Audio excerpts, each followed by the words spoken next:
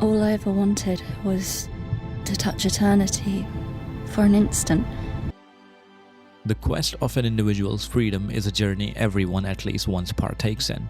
It is a major war that an individual silently fights within himself, a quest to be free of its past, of its mistakes, of its shortcomings, of its regrets, but most importantly, to be free of his own self. A self that has become too burdened to be carried around. A war between who we are and who we wish we could be.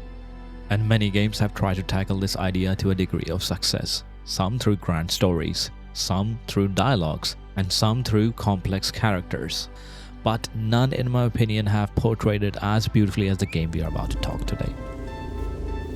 Cairn.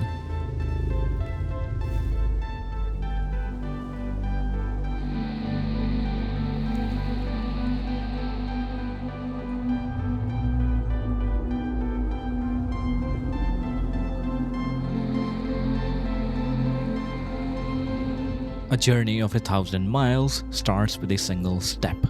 And Ava, Cairn's protagonist, begins a journey that doesn't move her forward, but upwards. Because Cairn is at its core a climbing game. That's it, your goal is simple.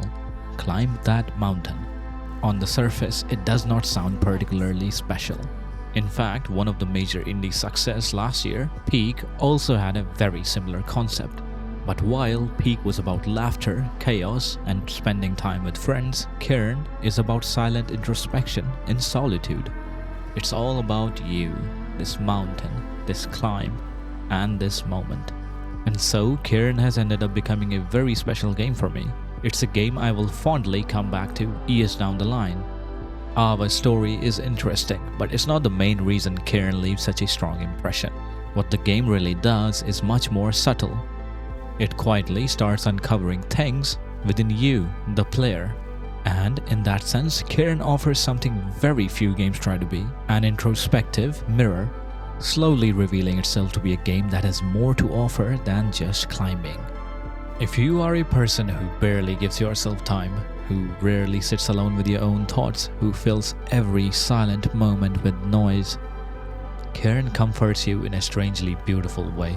You don't need anyone to make you understand the beauty of a silent morning walk, or hearing the birds chime in the morning, or simply watching a sunset. Everyone knows these rare moments can quite literally take your breath away. For just a few seconds, everything slows down, and the struggles you have been carrying don't seem to be so heavy anymore. And Cairn is this kind of game. The mountain becomes a space where you can literally peer into your own nature, for it is chock-filled with these moments of introspection.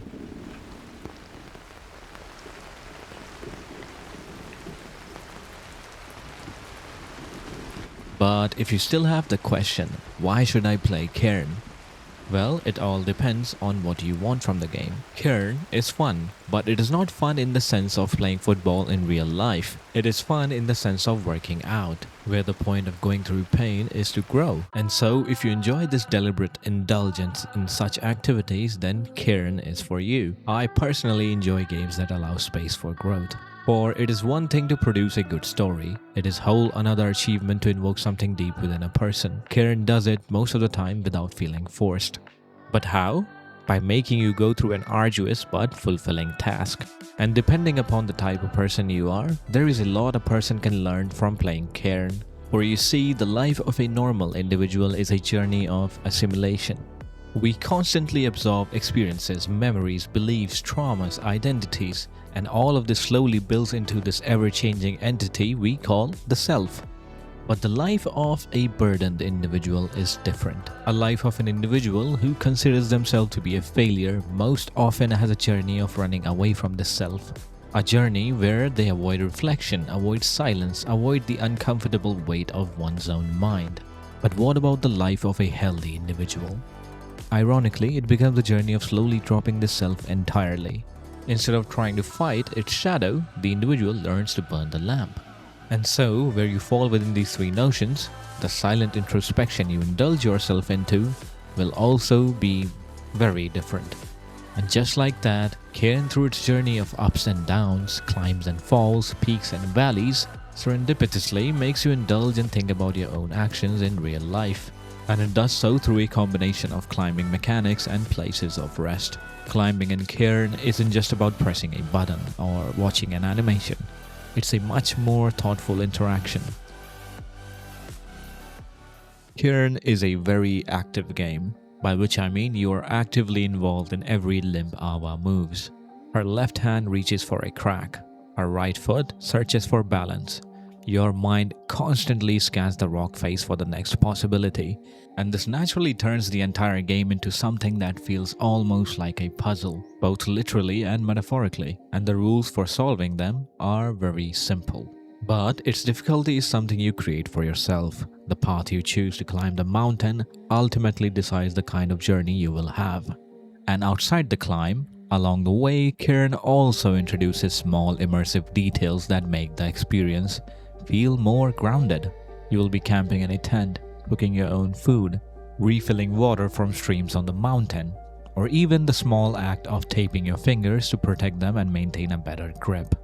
And if all of this sounds boring, you also have unique places to explore, stories to find, NPCs to interact with, or just finding the lore about people who live on this mountain you are about to climb, named Kami.